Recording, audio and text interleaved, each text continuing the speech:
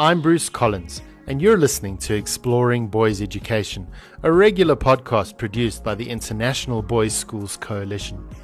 I cannot believe that we're already on episode 4 of season 2, and I want to thank all of you who listen regularly and contribute to our shared discussions about educating boys. We'd love for you to share Exploring Boys Education with your broader school communities and beyond. All of our past episodes are available on Spotify, Apple Podcasts, Google Podcasts, and other platforms. Parents and others can benefit from the insights shared by our guests. This episode is thematically connected to episode 2, in which Natasha Devon speaks about the mental health of boys, in that we delve into what it means for boys' schools to be intentional about their students' social and emotional well-being. But before we hear from Tim Jarvis, Senior Master Pastoral at Michaelhouse in South Africa, I'm happy to have my colleague and COO, Amy Ahart, join me again for the IBSC Newsreel. Hi, Bruce and listeners. It's good to be on again to share about current and future IBSC programs. Amy, our current scheduled online classes are running well, and we have a number of faculty from boys' schools worldwide participating in both our new Boys and Belonging class, as well as our Teachers New to Boys Schools class. That's correct, Bruce. And anyone listening who missed out on those opportunities are able to sign up for the next round of classes, which will be hosted from February to March 2021.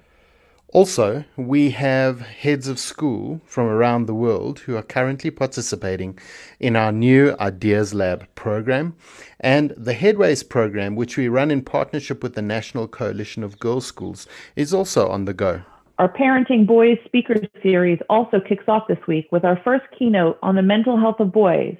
And while registration for this first event is now closed, we have a second keynote planned for November 17th, featuring social media law expert Emma Sadlier speaking about boys and social media.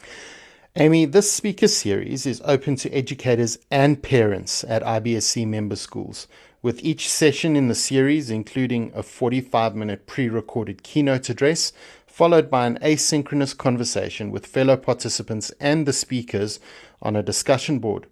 Participants have access to this content and conversation for 3 consecutive days. And in this time, they can comment on the keynote, interact with the speaker, share their own resources that may benefit others, and learn from the information that global colleagues and parents contribute, and more. All this information about our speaker series and other future programming can be found on our website, www.theibsc.org. We hope you'll join us. Amy, thank you so much for helping me highlight our member programs. I'm looking forward to connecting with you again on our next episode. But now, let's move on to this episode's focus, the pastoral care of boys, as we speak to Tim Jarvis. Tim, it's lovely to have you on Exploring Boys Education. Thanks, Bruce. I'm actually really looking forward to this. This is been excited about this ever since you got a hold of me. Great. Well, Tim, just to give our listeners some context right in the beginning, we're going to be talking about pastoral care in boys' schools today. But maybe let's just start with a little bit about you, who you are, what your role is at the school you're at. You're at Michaelhouse here in South Africa, but maybe you could give some context about the school too and what you do there. For sure. So just to situate Michaelhouse, we a full boarding school, 600 or so students, all boys, full boarding, which means that they have, they stay in for the weekends as well. They get 2 or 3 leaves a term. So it's I think we're one of only 2 schools in South Africa that sort of run a sort of, if you like, strictly in terms of boarding. And we're also quite remote. We're sort of in the countryside, in sort of farmland, so 45 minutes away. To my great frustration from the nearest cinema, because I do enjoy movies. And then my role at the school, I've been here since 2004, I think it is, as the school counsellor, and I've continued the last sort of 6 or 7 years. I've continued that role, but I've also been what they call the senior master for pastoral care, so trying to bring that awareness and help the rest of the staff terms of the ability to provide pastoral care across the school, not just from the counselling department, if that makes sense. And such an important role in a school like Michaelhouse. And I bet you're not busy at all, eh, Tim? No, absolutely, lots of time off, and although any school counsellor will know that sometimes they're viewed by their colleagues, well, you don't teach, so you can't really Yeah. have too stressful a life. Well, such an important role, and I'm fascinated just to know a little bit about why boys' education for you, Tim. What is the attraction to being involved with a boys' school? Yeah, I don't think it was any deliberate decision on my part.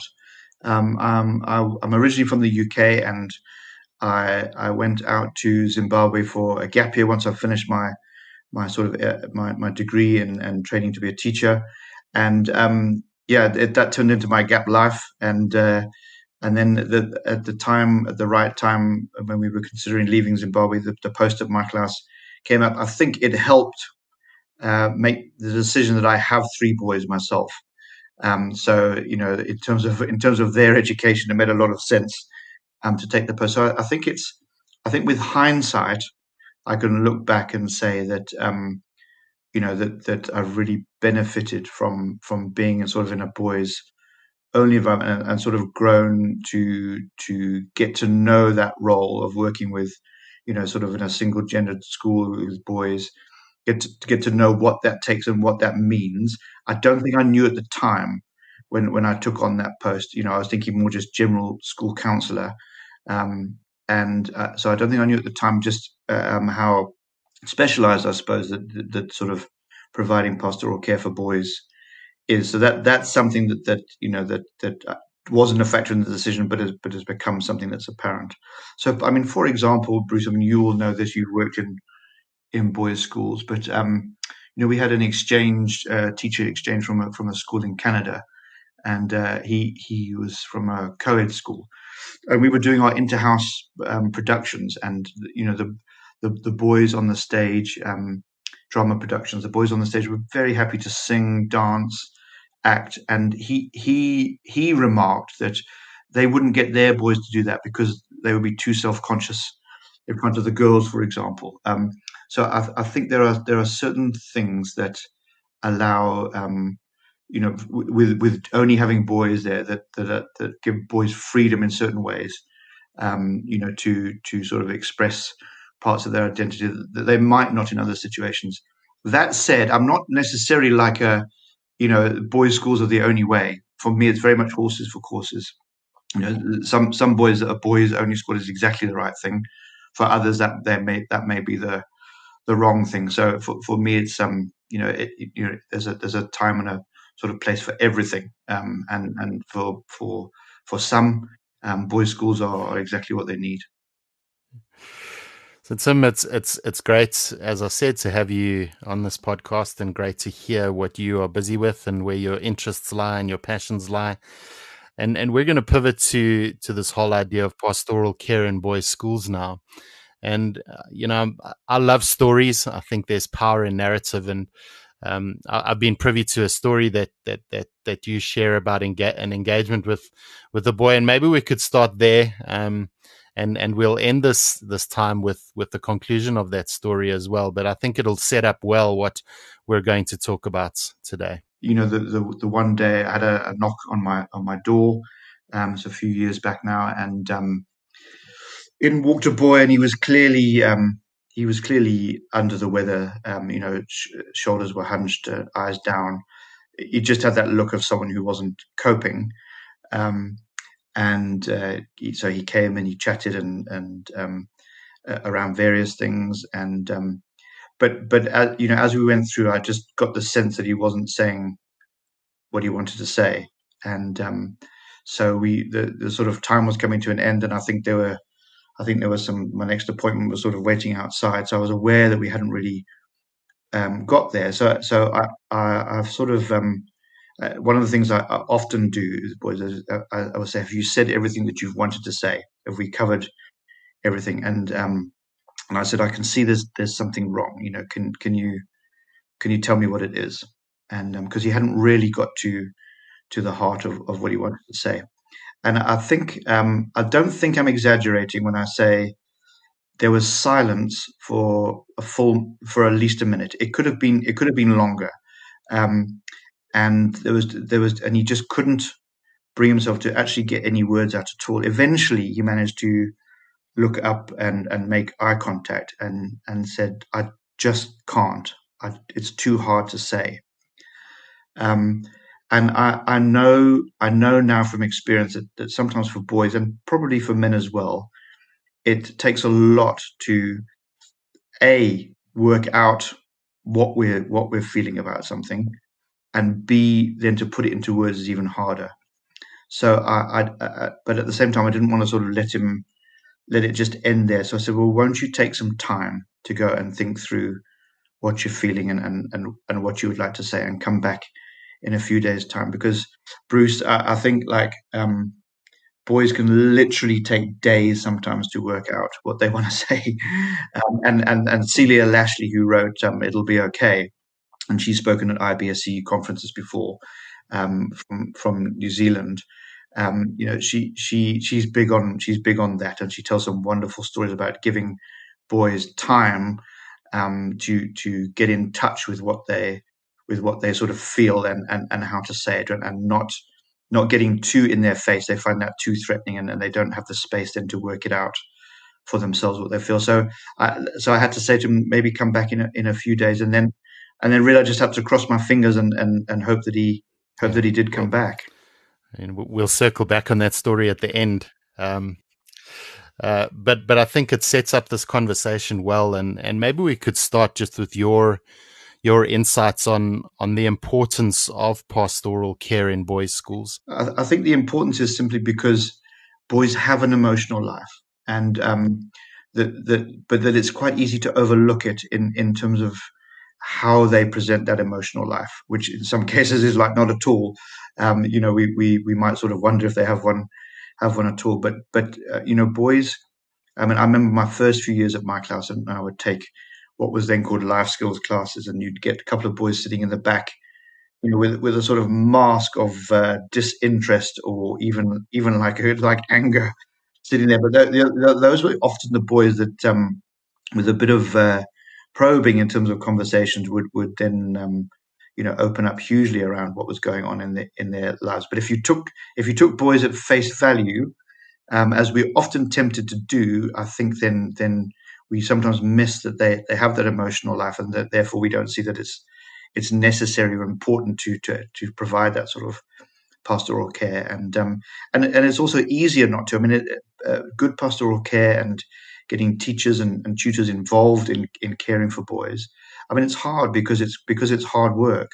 It takes time and commitment, and as a teacher's finishing one lesson and maybe got a pile of marking or a faculty meeting to get to, or the next class coming in, you don't really want to spend that short turnover time or your free period, engaging with. But it's difficult. So it is easier to pretend, and it's easy to pretend because boys allow us to do that.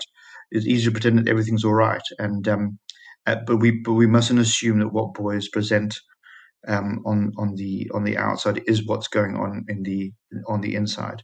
And maybe just one sort of series of stats, if you like, is, I mean, schools, we're about academics, and I was just reading in the United Kingdom, in terms of academic performance, more girls will go through to university to read for a degree than will boys.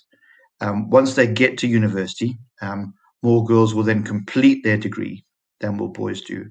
And then once they complete their degrees, more girls will be scoring a sort of 2-1 or above than boys will. So right the way through, and that's mirrored in school results by and large as well in different countries around the world. So girls do sort of better academically, and some of the thinking around that is that boys just don't know how to ask for help or get the help they need. And we know that people who receive pastoral or academic support report that it helps.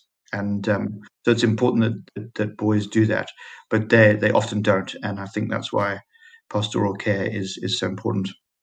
And I mean, you've alluded to this veneer that boys have, that everything is okay, and that's what they present. And I'm sure one of the challenges around that is these traditional views of masculinity, or Absolutely. societal pressure around masculinity.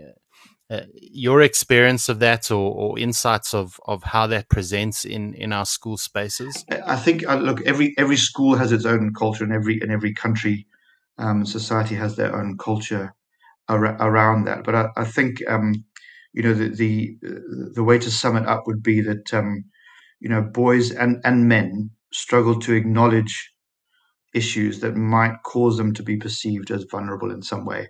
For some reason, that's being vulnerable is not associated with being a man. And if you take a whole lot of boys together, all trying to work out what it means to be a man and trying to prove their masculinity because they're just at that age, it's even more intensified. And then you get a whole lot of boys, a fully male or boy environment. Then you get that sort of hyper masculinity that sort of develops around, that we see everywhere, but it can be particularly prevalent in all boys only schools. I think sometimes it can be really exaggerated, and there it then creates a bit of barriers around approaching to ask for help because of the sort of shame or stigma that goes with that. And I think that's the challenges in providing it is that boys don't think they need it, and if they do realize they need it, they don't want to show that they need it. And then from a sort of staff side, I think we know that obviously boys have a lot of testosterone. A colleague down in Cape Town, Megan de Beer, often describes it as like every day a sort of a boy around sort of 15 years old. It's like getting a 6 shots a day of testosterone pumped into your legs. So it sort of comes in surges, and they want to move and jostle and be competitive and all of those things. And so we I think it was Michael Thompson in his sort of Raising Cain series and book that sort of says we then focus on that sort of energy level and assume that takes the place, or that there's no emotions going on underneath that. So while the energy is there, that physical energy is there. It doesn't mean that is all boys are. This sort of physical energy. There's everything going on with them emotionally as there would be for girls. It's just expressed in different ways, or not at all in some cases.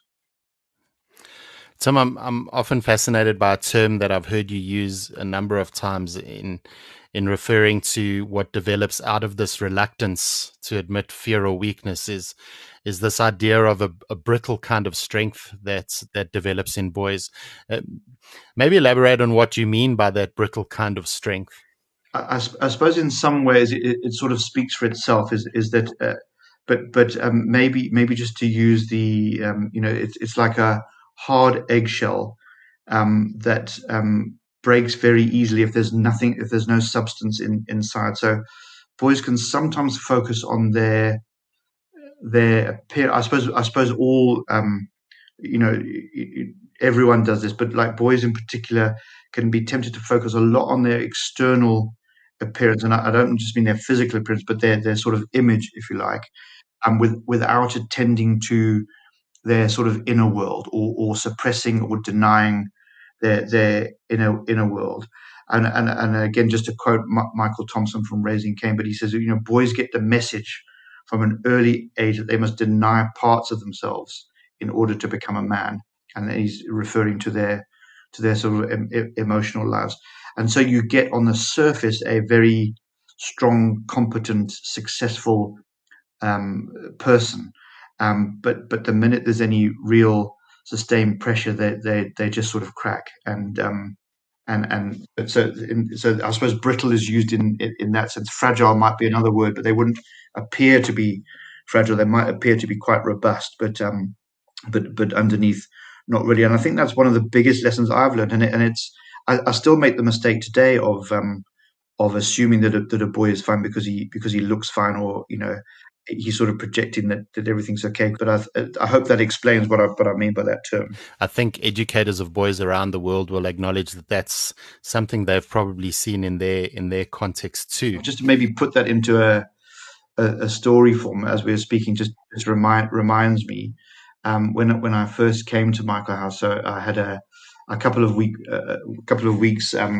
before I started properly. And I remember going down to watch the first team rugby trials for the next term, and I saw these 18-year-old boys, and from where I was sitting, they looked like men. I mean, physically they appeared like men, tearing into each other.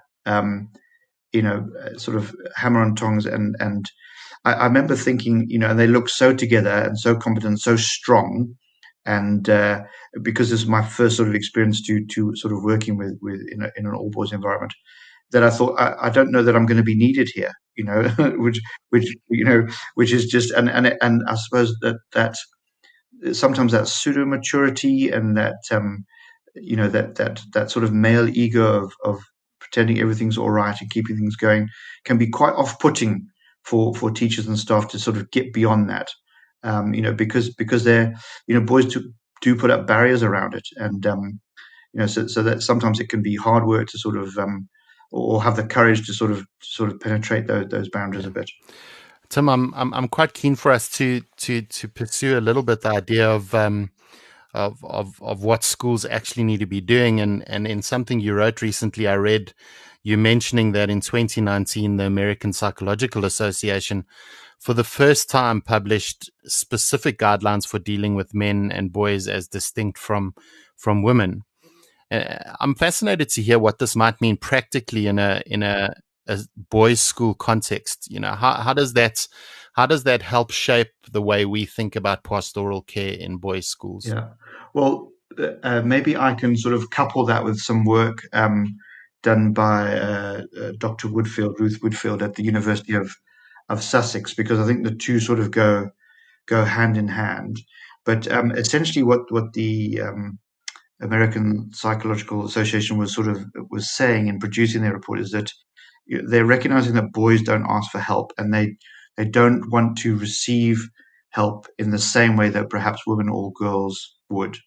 It can be off-putting for them to talk a lot around feelings and to openly sort of display vulnerability, just because and in their words, of the sort of rigid gender expectations that there are on men and boys about how they should manage emotional pain. It seems like there's a script that goes out there for sort of all men on okay, this is how you do pain, that we get given the script to follow, and going voluntarily to go and ask for help from a psychologist and talking about your feelings for the prescribed 50 minutes is probably not what most men and certainly boys are going to want to do. So really the report was an acknowledgement of that.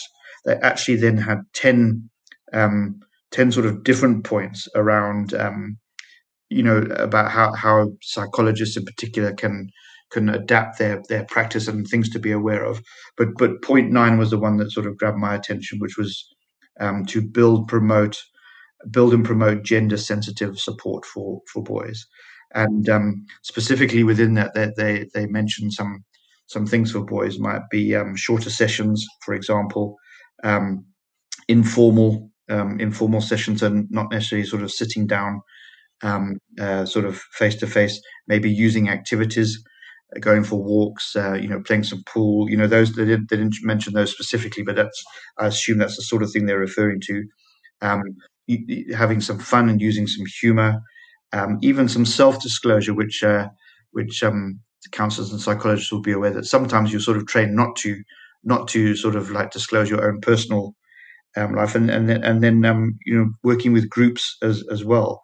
And that was that particular point around groups was backed by the work at the University of Sussex, where bringing a group of boys in for like a development session, as opposed to a support session, where there is some food, it just frames it a little bit more comfortably for boys. I suppose it's about pandering to their egos a little bit. Okay, you're not here for help.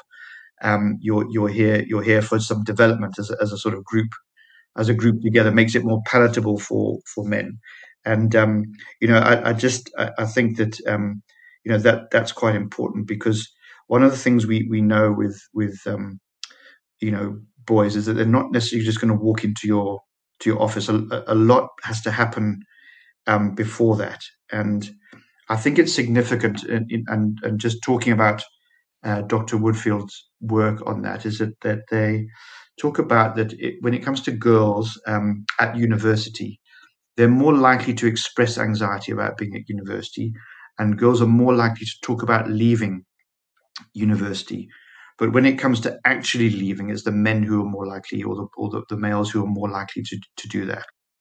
So it's this whole idea of that, girls may talk about their emotions and how they're feeling. Boys will just sort of act on them, and it's almost like without warning. And one of the analogies that can be useful is that, if you're driving a car, the oil light starts flashing or the petrol light starts flashing, you can pull in and sort it out. And girls, and I haven't worked in girls' schools, so I don't know. But from what I understand, that those dashboard indicators and warning lights are more likely to be going off, and the problem can be dealt with. For boys and for men, the car seems to be humming along fine, and suddenly the engine just crashes and comes to a shuddering halt, and that's the first sort of sign we know of it. So in terms of then for boys and the practicalities of boys in schools, I think what the research from the University of Sussex showed was that actually there has to be a sort of almost compulsory element to the pastoral care. So that doesn't mean you sort of march everyone into a counsellor's office, but it may mean, and what's quite big at the moment is digital tracking of mental health. So programs like AS tracking, for example, where sort of all boys complete surveys, and there's then signposting around where there could be issues. So that would be one example. It might be obviously the provision of things like life orientation here in South Africa, or personal and social health education, where there's a proactive element to what's provided, so that it's not just left to boys to decide if they want to go for help or not, but they actually have to they're actually sort of channeled towards that help. So there's quite a lot around that can be done in schools, I think, not just relying on traditional counselling, but on but on making sure boys come across the right paths where they can be noticed if they need help, and where they can be pointed in the right direction. I suppose, many of our schools run advisory groups, like they term it in the United States, or possibly in our context, or in the UK, you would have tutor groups, which are essentially smaller groups of boys together with a mentor teacher, and a lot of what happens in there, possibly and in many schools, is around pastoral care, or noticing where boys are at. In your experience, what is the importance of these tutor or advisory groups? Yeah, that's a really good question, and it's I think across the world sometimes schools struggle to get tutors and sort of academic staff engage with youth groups, and to see the importance of it. But I think the research shows time and time again that it's critical. In fact, in that same University of Sussex study, where they said try and make sort of your care of boys have a compulsory element to it. They also mention the role of the tutor as being absolutely key in that area. So if you have a tutor who's invested in the well-being of that particular male student, and can proactively point them in the right direction of getting support, that's like everything. And I also know that the IBSC have I hope I pronounced the names correctly, but is it Reichert and Hawley? I hope I'm pronouncing that right. They did that work, I think it was 2012, For Whom the Boy Toils, and in that case they were talking more about the sort of teacher-student relationship, but they made some really important points from their research around what a teacher or a tutor or an advisor can do in a group setting for a boy, and the sort of characteristics that come through there, that a tutor or teacher must sort of reach out to the boy.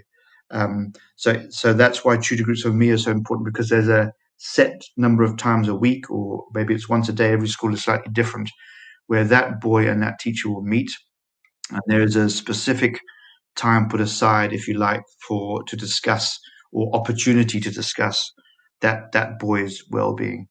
And I still remember quite vividly being at a conference around bullying, some 10 years or so now, and they talked about the importance of teachers or adults being both available and invitational. And for me, that's what tutor groups can provide. There's an availability there to speak, and it creates time for boys and tutors to speak about perhaps non-academic things, although academic could be part of it as well.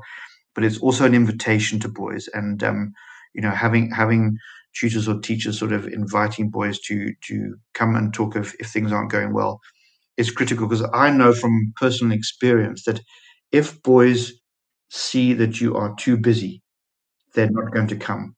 I still have a case that a boy pitched up at my door, and I was in the middle of a critical email, and I said, "Look, give me 2 minutes, and I'll be with you." And he could see on my face, I think, in my body language that, really somebody walking was like the last thing I needed. And he never came back. He said, "Sure, sir," and he never came back. And I couldn't, and I hadn't taken cognizance carefully of like who it was, and so I think boys are very sensitive to if staff are really interested in their well-being or not, and so I think that's what tutor groups, if done properly, can provide that. Tim, I think that one of the biggest takeaways from this conversation for me is with whatever way boys' schools structure their pastoral care and whatever they have in place, there's an intentionality around this issue that needs to be considered, and that it is that important for schools to care deeply about the emotional lives of boys, that they need to think carefully about, what are the structures and things that they put in place to make that possible. So I want to come back to your crossed fingers, Tim.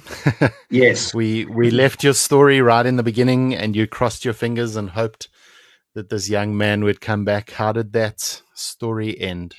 Well, he did come back, and it was a few days later, and he was able to put into words just how much he was struggling, and as we talked about it turned out he was quite severely depressed, and had been for some time, but for various reasons, sort of culture, family background, it just wasn't a thing that he could easily open up about or to. I'm going to wrap up our conversation with a quote directly from you, and I think this struck me as I've read things that you've written. But you say this, Tim: the easier we can make it for boys to be emotionally courageous, the better for everyone. And I think that really strikes me as true and as valuable. And so I want to thank you for your time. I want to thank you for your insights. And I want to wish you all the best for the work you do with boys at Michaelhouse. And I trust that what you have shared today will also give impetus and will have impact in teachers' ears around the world. So thank you very much for your time. It's only a pleasure, Bruce. I've really enjoyed it. We'd love for you to share your thoughts with us. What strategies does your school employ to maximize the social and emotional well-being of boys? What really resonated with you as you listened to Tim? Connect with us via email on IBSC@theibsc.org, or drop us a note on Twitter @boysschools. Lastly, I'd encourage you to visit Tim's blog. There's a Hardy-Dar in My Garden is what it's called, and on his blog he writes about pastoral care, educating boys, and education in general. There's a link to visit his site in the episode notes. Until our next episode, in which we speak to author Dr. Shimi Kang about her new book, The Tech Solution, keep safe and keep well.